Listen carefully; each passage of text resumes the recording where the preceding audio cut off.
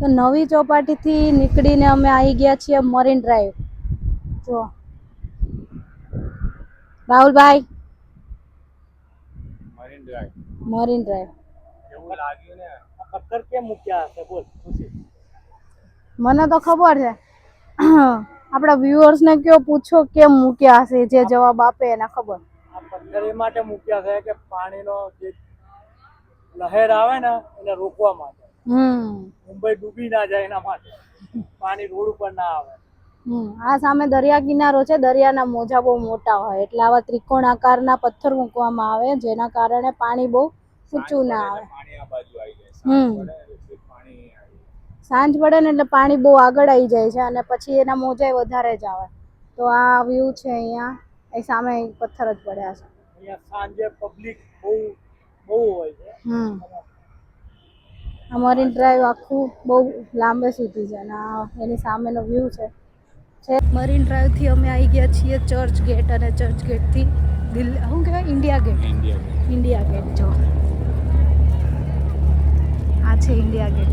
અહીંયા સામે છે તાજ, આ તાજ હોટલ અને આવડિયા ઓબેરોય.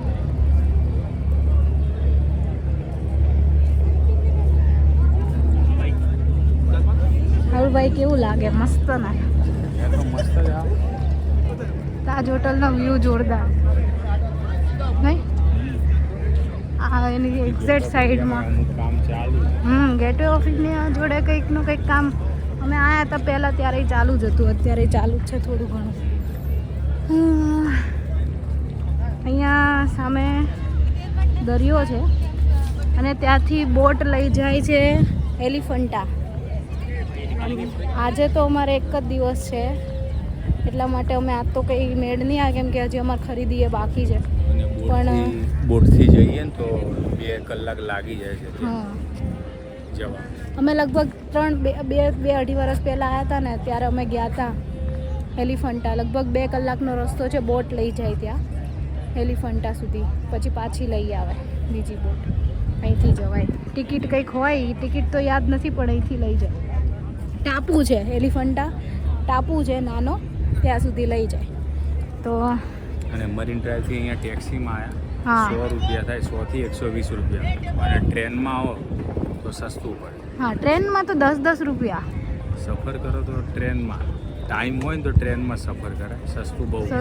ટેક્સીમાં મોંઘું પડે. તો તમને બધા રસ્તાને એવું બધું ખબર હોય ને તો તમે ટ્રેનમાં કરો ને તમારા માટે વધારે સારું. પણ અત્યારે અમારી જોડે ટાઈમ નથી, ટાઈમના અભાવે. નહીં બરોબર ને રાહુલભાઈ? હા, ટાઈમ ઓછો. લાઈક, શેર, સબસ્ક્રાઈબ કરજો. છત્રપતિ શિવાજી મહારાજ આ જૂનું છે.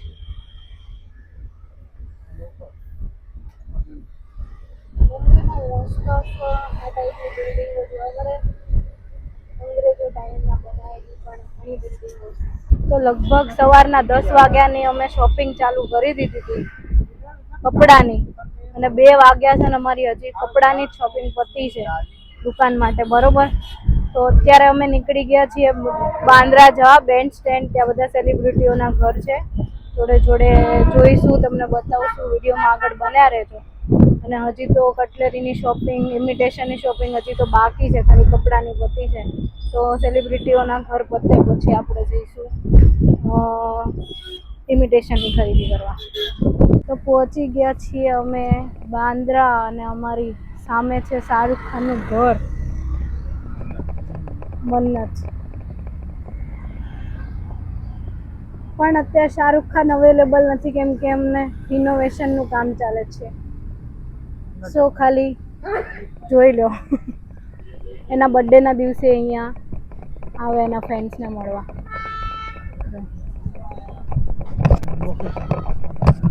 આ બાજુનું લોકેશન શાહરુખ ખાન બહુ લગતું છે ને સામે ઘરની સામેનો વ્યૂ જો અરેબિયન સમુદ્ર દેખાય આખું, હે ને? કઈ પબ્લિક ઓછી નથી, તો પબ્લિક એટલી. આ છે જાવેદ અખ્તરના છોકરાનું ફરહાન અખ્તરનું ઘર. મિલ્ખા સિંહ મૂવીમાં છે. હમણાં નવું પિક્ચર આવ્યું ને બીજું 120 કયું 120 હા છે બસેરા રેખાનું ઘર અને એની પાછળ છે જોનગ્રામ. પછી આ છે સોનમ કપૂરનું. એ સોનમ હા, આ સોનમ કપૂરનું સાસરું, એનું ઘર ને પપ્પાનું ઘર ને એને ઇનલોઝનું ઘર. હા બિઝનેસમેન છે. હા, હા આ છે ગેલેક્સી, સલમાન ખાનનું ઘર, ભાઈજાનનું ઘર. બરોબર, સિક્યુરિટી ફૂલ ટાઈટ. અહીંયા ફર્સ્ટ ફ્લોરે રહે છે એ ભાઈ. આખા ફ્લોર 4 આખો ફ્લોર એનો છે ગેલેક્સી. બાંદ્રા પતાઈને અમે આવી ગયા છીએ અત્યારે બાંદ્રા સ્ટેશન. ક્યાં જવાનું હવે? હવે મલાડ જઈએ આપણે, થોડી શોપિંગ કરવી છે ને તો કરી લઈએ બીજું શું. હા, મલાડમાં અમારી ઇન્વિટેશનની શોપિંગ કરવાની છે એટલા માટે. અને પછી એના પછી આપણે જશો જૂ ચોપાટી. આ શું લીધું? ભૂખ લાગી એટલે જો બ્રિટાનિયાનું કેક લઈ લીધું છે ખાવા માટે. હવે ખાવાનો મેળ આવ્યો છે. ત્યારના અમે લોકો બધું શોપિંગ બધું કરતા હતા. અમારે બધા મોઢા જો આજે લોકલ આવી ટ્રેન આવી ગઈ છે. બોરીવલી પહોંચી ગયા મલાડ. મલાડ મલાડ વેસ્ટ વેસ્ટમાં છે. મલાડ વેસ્ટ માર્કેટ છે. આ આખી કેવડી મોટી છે. અને આ સ્પેશિયલ લસ્સી વાળા. લેમનની લસ્સી વાળા બહુ જોરદાર નાસ્તો લસ્સી કરવાના મળે. લસ્સી બસી પીએ હું કેવું હા, ચાખીએ તો ખરા. આમ તો પહેલા ચાખી લઈએ પણ નિખિલભાઈ નકરી આવે ની લસ્સી પીને જ મોટા થયા મુંબઈમાં. હા સારી છે પણ હવે જોઈએ હવે કેવો સ્વાદ બદલાનો આવે. હા, આખું માર્કેટ છે, બધી વસ્તુ મળે અહીંયા. તો મલાડથી અમારી બધી શોપિંગ થઈ ગઈ છે, પ્લસ મારા મસ્ત મસ્ત કપડાં પણ લેવાઈ ગયા છે. અને હવે અમે જઈ રહ્યા છીએ જુહુ ચોપાટી. તો જો તમારે જુહુ ચોપાટી જોવી હોય તો ચલો. તો અમે હવે પહોંચી ગયા છીએ અમારી લાસ્ટ ડેસ્ટિનેશન જુહુ ઉપર. આ જુહુનો અંધારું થઈ ગયું છે પણ પબ્લિક એટલી છે ને. આ જો અહીંયા નજારો જો ખાલી પબ્લિક ખાલી બતાવી દે કેટલી. રામદા પ્લાઝા જો આ પબ્લિક ખાલી. અને જુહુનો બીજ આખો ભરેલો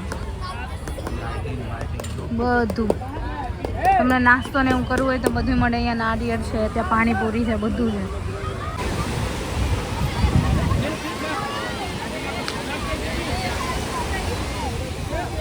તો આજે હવે અમે આ વિડીયોને હવે એન્ડ કરીએ છીએ. બહુ મજા આવી અમને મુંબઈમાં ફરવાની. મુંબઈ એમનેમ જ માયાનગરી નહીં કહેવાતું, ખરેખરમાં માયાનગરી છે. અને અમને બહુ મજા આવી ફરવાની અને તમને બધું દેખાડવાની. તો હવે અમે મળશું નેક્સ્ટ વ્લોગમાં. નેક્સ્ટ વ્લોગ હશે અમારો અમદાવાદમાં એક 25 થી 31 તારીખની વચ્ચે ફેસ્ટિવલ જેવું થાય છે એનો. જો તમને ખબર હોય તો અમને કમેન્ટ કરીને કહેજો કે ફેસ્ટિવલ કયો છે. બરાબર છે? અને થેન્ક યુ બધા મિત્રોને જેટલા આપણે બધાને સપોર્ટ કર્યો અને આપણે કોમેડી વિડીયોને બહુ લાઇક શેર સબસ્ક્રાઈબ કર્યા એના માટે થેન્ક યુ સો મચ. આવી રીતે આગળ આપણને સપોર્ટ કરતા રહેજો અને આપણે સારા કોન્ટેન્ટ બનાવતા રહીશું અને અલગ અલગ જગ્યાએ આવા મોટા વ્લોગ બનાવતા રહીશું. Thank you. Thank you.